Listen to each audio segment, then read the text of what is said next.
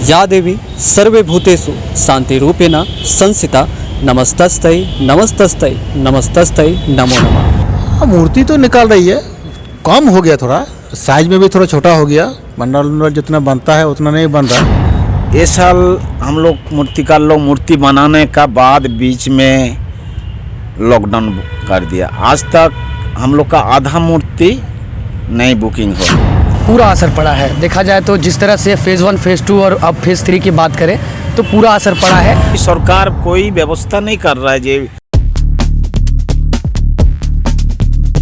हर निष्पक्ष खबर आप तक सबसे पहले वीरसा का गांडीव, शहर की धड़कन।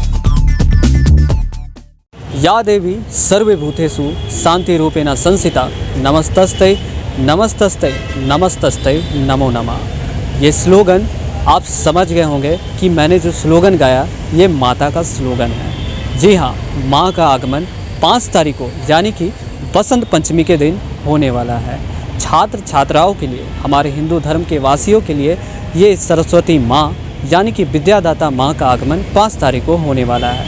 इसी को लेकर मैं गांडीव से विक्की वर्मा आज रांची के पिस्का मोड़ स्थित जहाँ पर मूर्ति तैयार हो रही है वहाँ पर आज हम आए हुए हैं और मूर्तिकार से जानेंगे कि वो जो 2 वर्षों से कोविड का माहौल रहा है क्या उनको इस पर कितना फ़र्क पड़ा है, क्या लोग बुकिंग के लिए आ रहे हैं, क्या लोगों में उतना उत्सुकता दिख रहा है। यही सब चीज़ों को आज हम जानेंगे। तो चलिए हम जानते हैं। जी, आप लोग 2 वर्षों में कोविड का जो माहौल रहा है और अभी तीसरा फेज भी चल रहा है कोविड का, इन 2 वर्षों में क्या अब जो बसंत पंचमी 5 तारीख को है क्या उत्सुकता दिख रही है लोगों की? हम लोग को तो 2 साल आज हम लोग बहुत मजबूरी में है।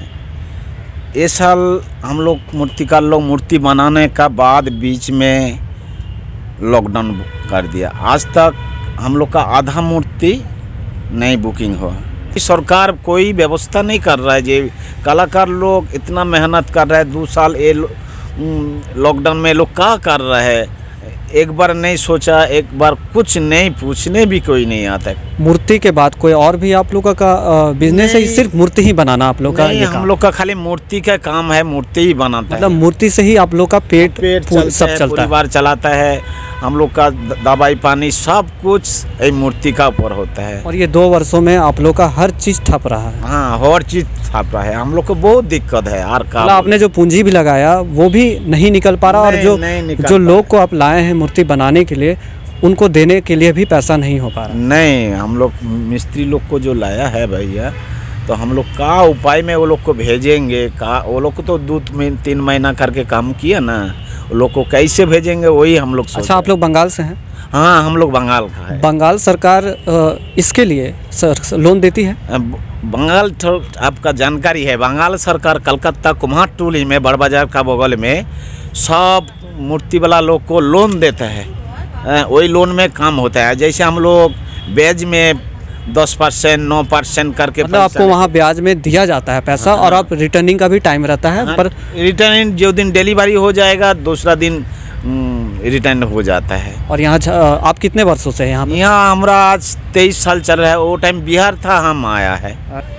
तो जैसा आप देख रहे हैं कि यहाँ पर काफ़ी निराश है लोग। बुकिंग के दौरान लोग बुकिंग भी नहीं कर पा रहे हैं और लोगों में उतना उत्सुकता भी नहीं है। इन 2 वर्षों में कोविड का जो माहौल रहा है, इन मूर्तिकार जो कलाकार जो इनको अंजाम देने में लगे हैं भगवान की माँ की प्रतिमा को, उनका जो पूंजी भी लगा है वो भी रिटर्न होने का संभव में नहीं है।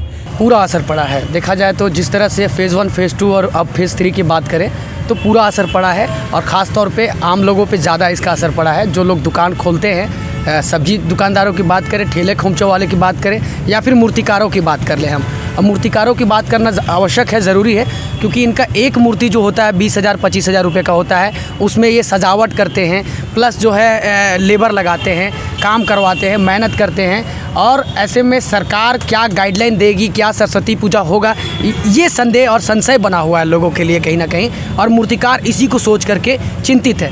फ़िलहाल हम लोग अभी मूर्ति बुक किए हैं और सरकार का कोई गाइडलाइन नहीं आया है, इसलिए भी हम लोग छोटा मूर्ति बुक किए। कहीं सरकार ने अगर गाइडलाइन जारी कर दिया और उस गाइडलाइन में ये रहा कि लोग भीड़ भाड़ नहीं करेंगे तो ये एक चैलेंजिंग हो जाएगा और भसान भी आप उतना भीड़ भाड़ से नहीं कर सकते हैं। तो आपने जो तैयारियाँ की हैं उसके ऊपर कहीं ना कहीं पानी फिरेगा। मतलब जो कोविड से पहले जो पूजा का निर्माण होता था, जो भव्य तरीके से होता था, अब कहीं ना कहीं कोविड के कारण हर तरफ से लोग त्रस्त हैं। यहाँ तक मूर्तिकार भी अपना पूंजी, जो जमा पूंजी या ब्याज लोन वगैरह लिए, यहाँ तक लेबर पेमेंट भी नहीं कर पा रहे। और आप लोग स्टूडेंट भी हैं, और क्या मतलब संदेश देना चाहते हैं और लोगों के लिए? मैसेज तो हम लोग यही देना चाहेंगे कि आप पूजा करें और ख़ास तौर पे इन मूर्तिकारों का ख़ास तौर पे ध्यान रखें, क्योंकि देखिए इन मूर्तिकारों का जो कर्ज होता है वो जो है ये सूद पे पैसा उठाते हैं।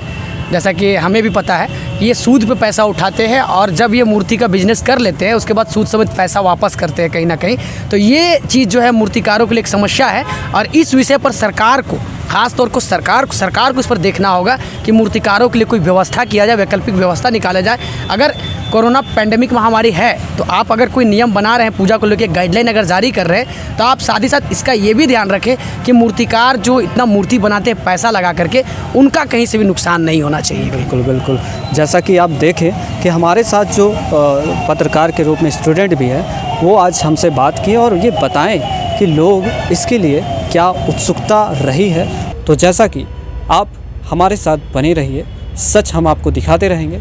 गांडी लाइव से मैं विक्की वर्मा।